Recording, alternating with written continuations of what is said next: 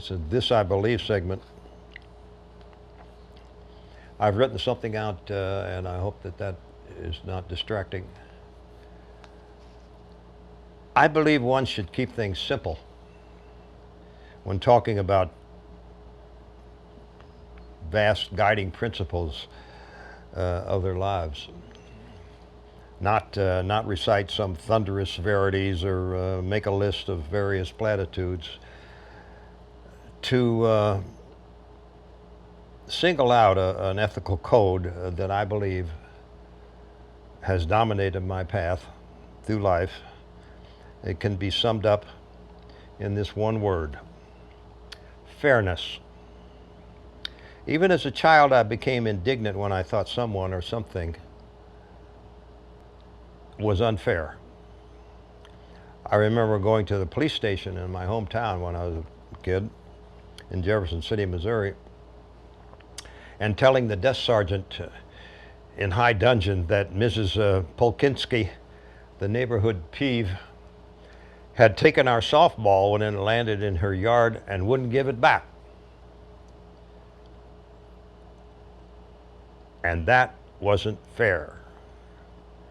The sergeant had to lean over the desk to see me, but he promised with a smile that he would take care of it. I do not wear my religious beliefs on my sleeve,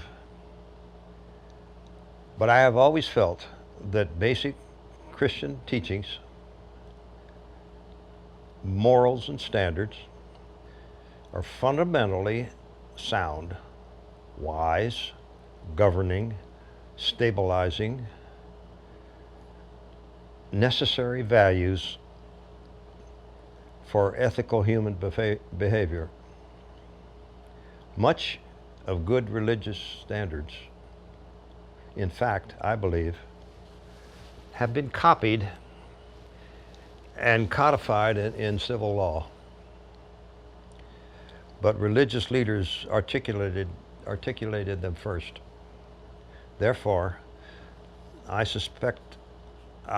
respect the role of religion in our lives.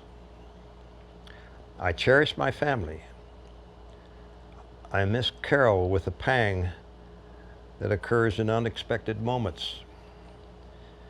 I love my daughters, and I am so grateful that I have found love, like the song says, the second time around, with a lovely lady named Nikki, Ruth May Shearer, sitting in the other room at this moment.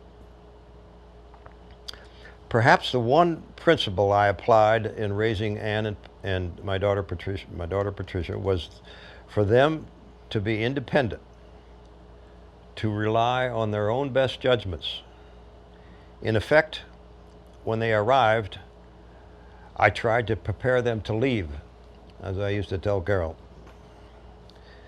That is, to stand tall, to be capable of handling their lives without fear, and in fairness to them, when they grew up and left home for the unknown outside world, I felt their childhood was just a prep for their adulthood.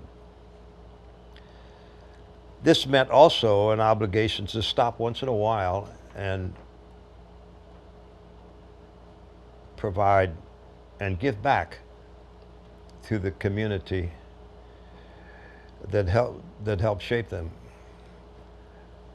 That is, perhaps engage in some form of civic service or parental care or help a friend in need, things like that. They are today a source of great pride to me. I'm proud to say, quote, "That's my daughter." During my checkered career, I tried to be honest and reliable and have fun doing it. I think the early separation of my mother and father, of growing up without a father figure in the home, influenced my brother and me, perhaps unconsciously, to never have that kind of a broken family life. Both of us had lifelong marriages through thick and thin, to use a handy cliche. I felt rather fully responsible, obligated even, to find all possible ways to financially support a family, to provide at least an adequate lifestyle. That's why I wrote freelance articles for magazines with a portable typewriter, using our bed as a table in an apartment in Park Fairfax in Virginia over the weekends, in order to supplement my income at that time as a wire service reporter. That's why I grudgingly left the press corps to take a job with a much higher salary with a private corporation. And that's why I hope today to leave behind an adequate amount of assets to help my children and other loved ones walk for a while on the primrose path. I believe that tolerance and moderation in almost all aspects of life are strengths, not signs of weakness. I think that simple humor often trumps adversity. I find that a lifelong habit of reading provides a happy long life. I suggest that it's best to live in a free world, and I believe in, guess what? Fairness. Sometimes it's hard to work to be more than just average.